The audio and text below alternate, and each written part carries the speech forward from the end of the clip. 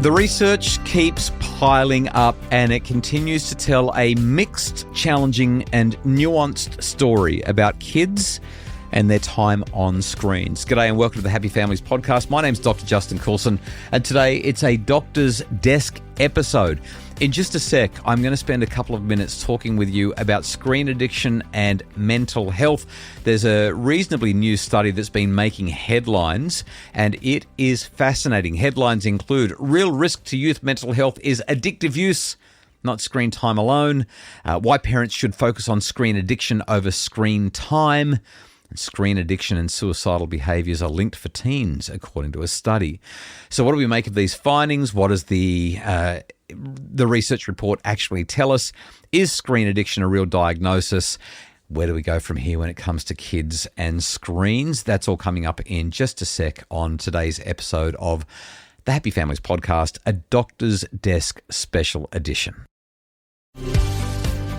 G'day, welcome to the Happy Families podcast, real parenting solutions every day on Australia's most downloaded parenting podcast.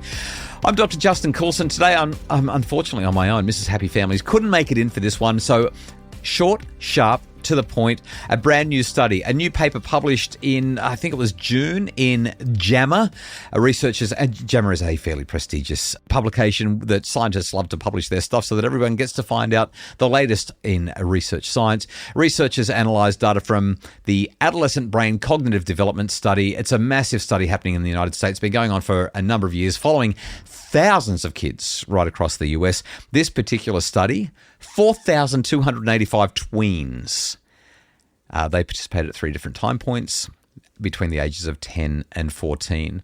And I want to break this down and talk about what was measured so that we can have a look at what the researchers discovered.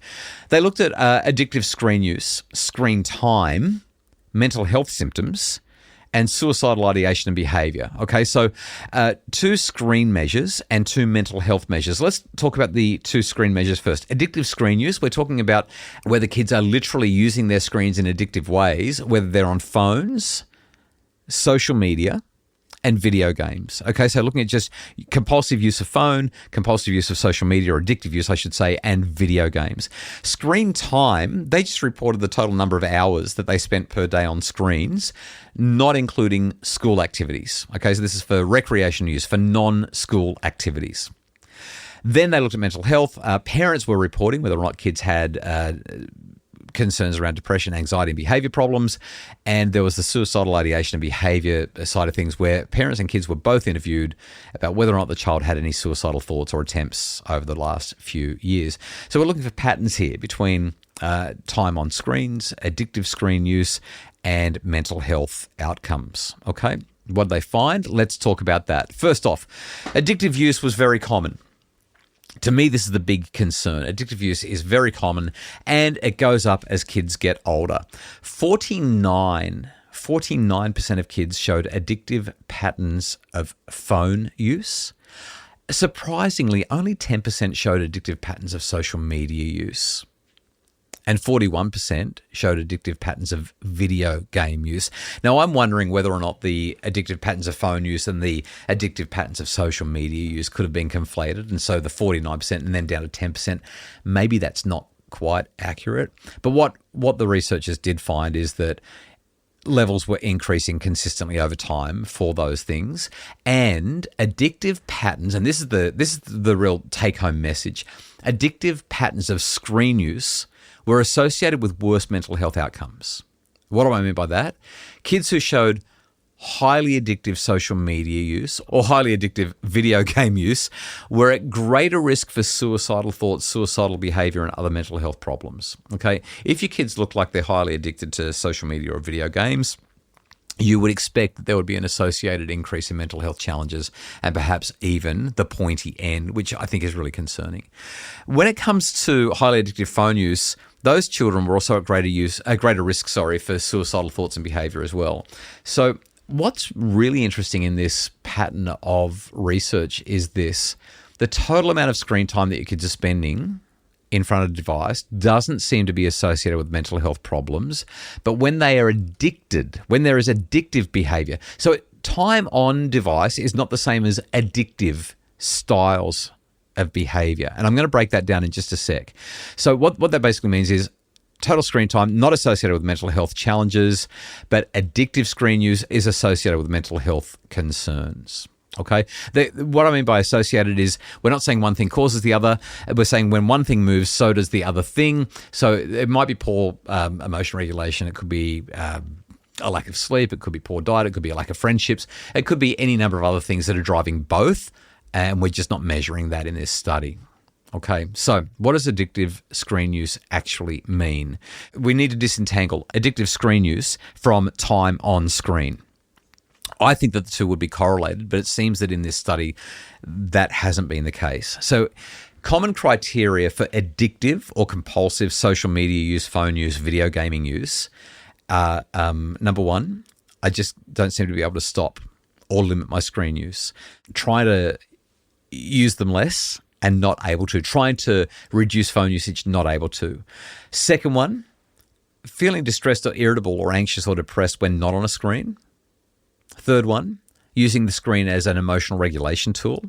Fourth one, just thinking about being on the screen all the time. Like, what am I supposed to do if I'm not on a screen? I need to be on my screen.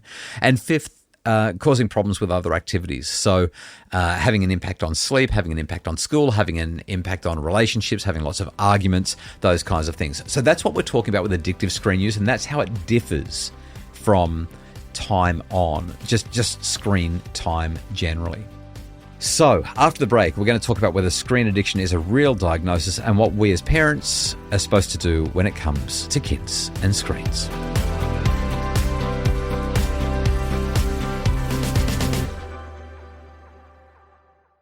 This is the Happy Families podcast. I'm Dr. Justin Coulson, breaking down a recent study in JAMA, the Adolescent Brain Cognitive Development Study, a massive ongoing study of child health that's been following thousands of US kids. Addictive screen use, whether it's phone, whether it's gaming, whether it's social media, is associated with all the bad stuff and none of the good stuff. Seemingly, if your child is using a screen a lot but is not addicted to it, we don't get the same negative outcomes. So, what do we need to know here? We don't actually have an official definition of screen addiction. It's not an actual diagnosis. You won't find it in any of the statistical or diagnostic manuals.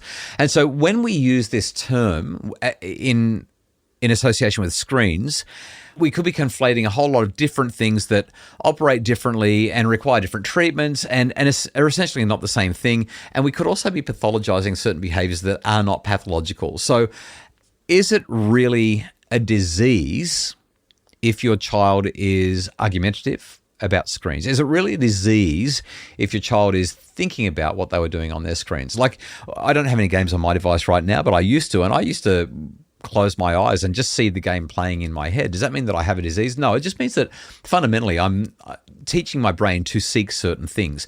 My friend Jackie Nessie, who runs the Techno Sapiens blog, says this. She says addiction is convenient shorthand for describing patterns of screen use that are problematic. But we need to be careful about what exactly we mean when we say it. So what's this study mean? What are you supposed to do with the information? How do we leverage this? Where do we go? First off, I think that there is a distinction between overall screen time and addictive patterns of use, but the more your child is on a screen, the more likely it is that they're going to get addicted. So all of this comes back to boundaries, right? We've got an upcoming social media minimum age legislation intervention that's coming December 10 in this country, which is going to have some impact, but not a huge amount because kids can still use their screens a lot. So we need to set clear boundaries around screen use.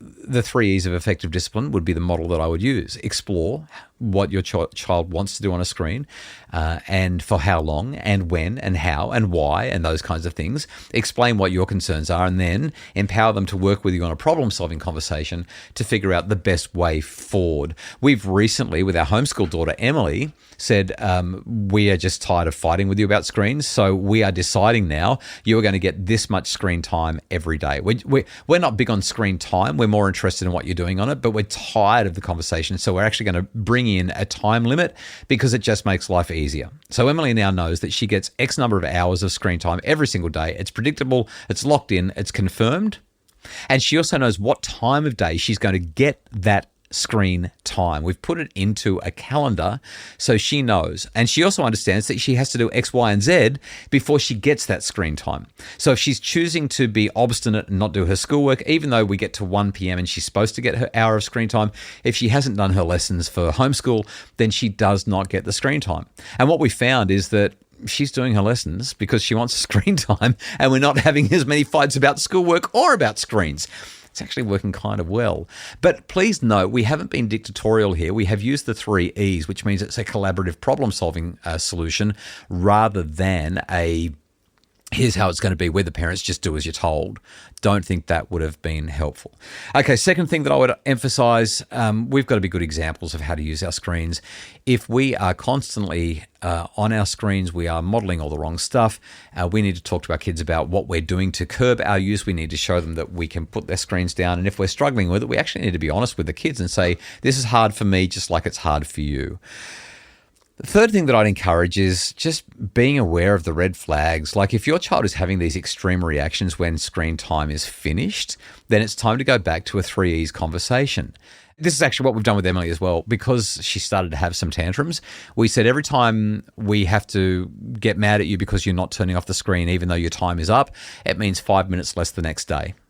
That's all we've had to do. She's like, okay, I don't want to lose 5 minutes tomorrow. You're telling me that my time is up. My time is up. And that's working really, really, really well. We're so happy with that.